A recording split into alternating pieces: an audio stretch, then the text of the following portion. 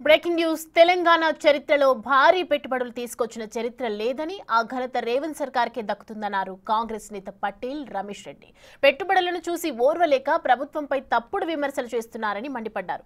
BJP పాలిత రాష్ట్రాలకు ఎన్ని కోట్ల పెట్టుబడులు వచ్చాయో చెప్పాలని కిషన్ రెడ్డిని ప్రశ్నించారు. బీజేపీ బీఆర్ఎస్ నేతలు విమర్శలు మానుకొని అభివృద్ధికి తోడ్పాటు అందించాలని సూచించారు. ఇంత పెద్ద ఎత్తున పెట్టుబడులు వచ్చి దాదాపుగా 50,000 ఉద్యోగాలు వచ్చే పరిస్థితి ఈరోజు ఈ పెట్టుబడులతో ఉంది. మొదటి సంవత్సరం రేవంత్ రెడ్డి గారు పోయినప్పుడు దాదాపుగా 40,000 కోట్ల పెట్టుబడులు కూడా తీసుకురావడం జరిగింది. అంటే దీన్ని జీర్ణించుకోలేక ఎక్కడ కాంగ్రెస్కు మంచి పేరు వస్తుందో, రేవంత్ రెడ్డి గారికి మంచి పేరు వస్తుందో అని చెప్పి ఈరోజు దీని మీద విమర్శలు చేయడం కూడా చాలా దురదృష్టకరం. అంటే ప్రతిపక్షాలు అనేవి మంచి చేసినప్పుడు మంచి అనాలి, చెడు చేసినప్పుడు చెడు అనాలి. ఈరోజు ముఖ్యంగా కేంద్ర మంత్రిగా ఉన్న కిషన్ రెడ్డి గారు ఒక దుర్మార్గమైన ప్రకటనలు కూడా చేయడాన్ని మేము ఖండిస్తున్నాం. ఎందుకంటే ఈరోజు రాష్ట్రం అభివృద్ధి చెందుతుంది.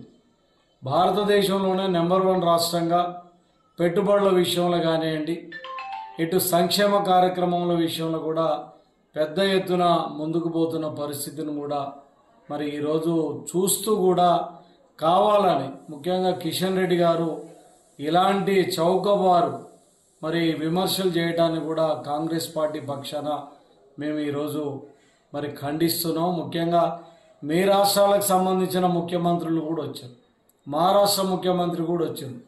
వాళ్ళు ఎన్ని పెట్టుబడులు తెచ్చినో కూడా ఈరోజు ఆలోచించుకోవాల్సిన అవసరం ఉంది. అంటే ఈరోజు రాష్ట్రానికి పెట్టుబడులు అంటే ఏ ముఖ్యమంత్రి కూడా గతంలో కేసీఆర్ ఉన్నప్పుడు ఎన్నడూ దావోస్కు పోయిన చరిత్ర లేదు. ఈరోజు ఇటు సింగపూర్ కానీ దావోస్ కానీ ఎక్కడ ప్రపంచ వేదికలు ఉంటే అక్కడికి స్వయంగా రేవంత్ రెడ్డి గారు, ఇండస్ట్రియల్ మినిస్టర్ శ్రీధర్ బాబు గారు పోయి బాగా కష్టపడి అందరితోటి మాట్లాడి ఇక్కడున్న అవకాశాలను వివరించి, ఇక్కడున్న పరిస్థితులను వివరించి పెద్ద ఎత్తున పెట్టుబడులు తీసుకురావడాన్ని హర్షించాలి. ఈరోజు కేటీఆర్ కానీ, హరీష్ రావు గారు కానీ, ఇటు కిషన్ రెడ్డి కూడా విమర్శించడం తగదు.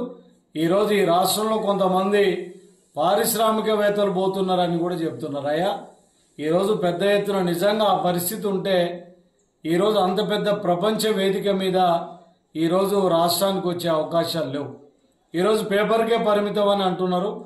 అయ్యా, ఈరోజు పెట్టుబడులు వస్తాయన్నది కూడా ఆషామాషి కాదు. ఈరోజు అమెజాన్ కంపెనీ ప్రపంచంలోనే నెంబర్ 1 కంపెనీ. వాళ్ళు 60,000 కోట్లు పెట్టుబడి పెట్టడానికి ముందుకు వస్తున్నారు. కాబట్టి ఇలాంటి చౌకబారు విమర్శల్ని మానుకోవాలి.